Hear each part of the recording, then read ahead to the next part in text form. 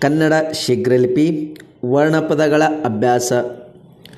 ಆ ಜನರ ತ್ಯಾಗ, ಐಕಮತ್ಯತೆ, ತಾರತಮ್ಯ ಮತ್ತು ಔದಾರ್ಯ ಪದ್ಧತಿ ಬಗ್ಗೆ ಚೆನ್ನಾಗಿ ವಿಚಾರ ಮಾಡಿ ಕೂಡಲೇ ಬರೆಯಿರಿ.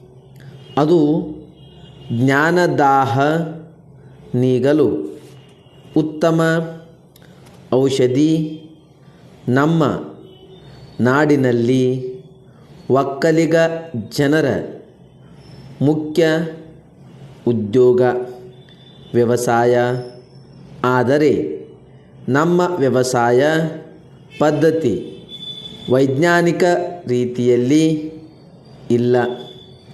ನ್ಯಾಯ ಮತ್ತು ಅನ್ಯಾಯಕ್ಕೆ ತಾರತಮ್ಯ ನಿಮಿತ್ತ ಔದ್ಯೋಗಿಕ ಔದಾರ್ಯವನ್ನು ನೀಡಿ ನಮ್ಮ ನೆಚ್ಚಿನ ನಾಯಕರ ಪ್ರಯತ್ನದಿಂದ ನಮ್ಮ ಗುಲಾಮಗಿರಿ ಹೋಗಿ ನಮಗೆ ಸ್ವಾತಂತ್ರ್ಯ ಬರಲು ಕಾರಣವಾಯಿತು.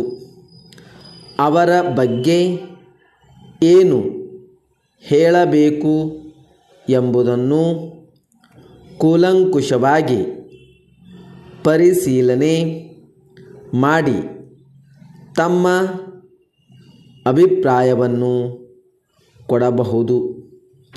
ಸಣ್ಣ ಕೈಗಾರಿಕೆಗಳು ಅವಿಚ್ಛಿನ್ನ ಅಭಿವೃದ್ಧಿ ಆಗುವುದರಿಂದ ಉದ್ಯೋಗ ಅವಕಾಶಗಳು ಹೆಚ್ಚು ಆಗುತ್ತಿರುವುದಲ್ಲದೆ ಸ್ವಾಭಾವಿಕ ಅಭ್ಯುದಯವನ್ನು ಸಾಧಿಸಲು ಅನುಕೂಲ ಆಗುತ್ತದೆ.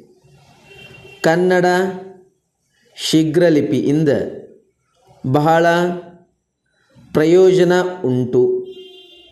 ಈ ಲಿಪಿಯ ಚಿಹ್ನೆಗಳನ್ನು ಕಲಿಯಲು ಬಹು ಸುಲಭ.